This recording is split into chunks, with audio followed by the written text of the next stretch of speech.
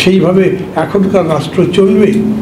সেরকম করেই যদি চলতে দেন তাহলে এই যে আওয়ামী লীগ ব্যান করো ইত্যাদি এত কথাবার্তা হুলস্থুল হচ্ছে, এগুলো করার তো কোনো রাইট নাই।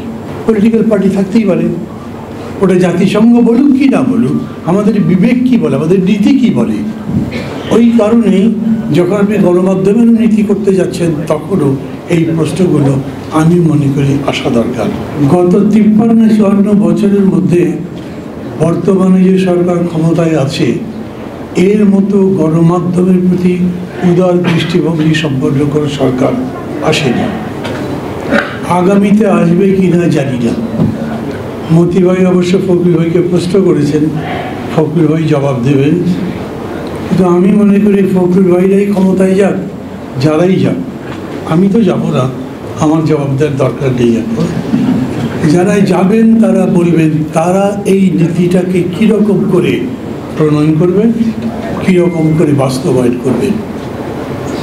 ওই পার থেকে শেখ হাসিনা প্রতিদিন বিবৃতি দেন, আবার আজকাল গ্রুপ বৈঠক করেন, মানে অনলাইনে গ্রুপে গ্রুপে ডাকে এবং তাদেরকে নির্দেশনা দেন। এই সরকার সেটা বন্ধ করবার কোনো উদ্যোগ নিয়েছে সেটা দেখিনি। এরকম চলতে দেওয়া কি ভালো হচ্ছে? আমার কাছে মনে হয় না। আবার এরকম মুক্ত অবাধ তথ্যের চর্চা বন্ধ করবেন, সেটাও কি নীতির মধ্যে পড়ে? এখন পর্যন্ত ডিজিটাল সিকিউরিটি অ্যাক্টে সাংবাদিকদের বিরুদ্ধে, মিডিয়া কর্মীদের বিরুদ্ধে যত মামলা করা হয়েছিল সেই মামলাগুলো অনেক তো আছে এখন পর্যন্ত।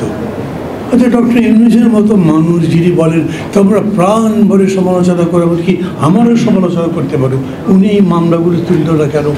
নাহিদকে প্রশ্ন করে আমি বিব্রত করতে চাই না, ওরা যতদিন দায়িত্ব ছিল তারা তুলল না কেন? কোনো কারণ তো নিশ্চয়ই আছে, যে কারণে তুলতে পারেনি অথবা তোলেনি। আপনি একেবারে অবাধ মুক্ত সাংবাদিকতা যদি চান, তথ্যের প্রবাহ যদি চান, তার মানে কোনো ব্যাপারে কোনো নিয়ন্ত্রণ করতে পারবেন না, তাই কি? সেইভাবে এখনকার রাষ্ট্র চলবে?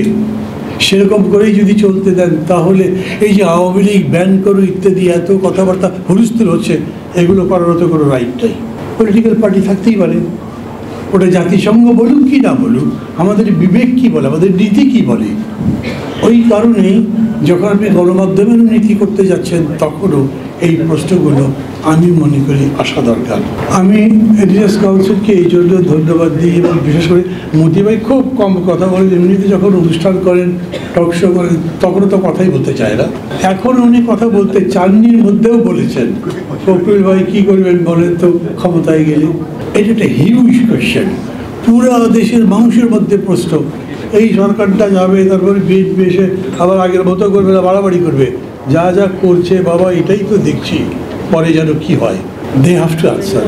আমি বলছি না বিএনপি বলে না, সব পার্টিকে আনসার করতে হবে, তো সবাইকেই বলতে হবে দেশটা যে বদলাতে চাই, তার খোল লঞ্চের মধ্যে নতুন একটা দেশ গড়তে চাই, নতুন বাংলাদেশ, তার জন্য সব ব্যাপারই আপনাকে কথা বলতে হবে। জনগণ যাতে সেটা বুঝে শুনে সম্মত হয়, তার পক্ষে কাজ করে, সেরকম জায়গায় যেতে হবে। সেই বিবেচনা থেকেই আমি মনে করি চীনের পার্টির অভিজ্ঞতা আমাদের রাখা উচিত। আমি চীনপন্থী নই, কোনো এক সময় একটু একটু ছিলাম, এখন একেবারেই নাই। কিন্তু তারপরে আমি মনে করি অবাধ তথ্য প্রবাহ, সংবাদ মাধ্যমের পরিপূর্ণ স্বাধীনতা নিশ্চিত করা উচিত, কিন্তু তারপরেও ওটার একটা সিলিং থাকতে হবে। কারণ দেশ আছে, দেশের স্বাধীনতা আছে, সার্বভৌমত্ব আছে, দেশের অনেক কিছুই আছে যেটা দেশের মতোই হবে, অন্যের মতো হবে না।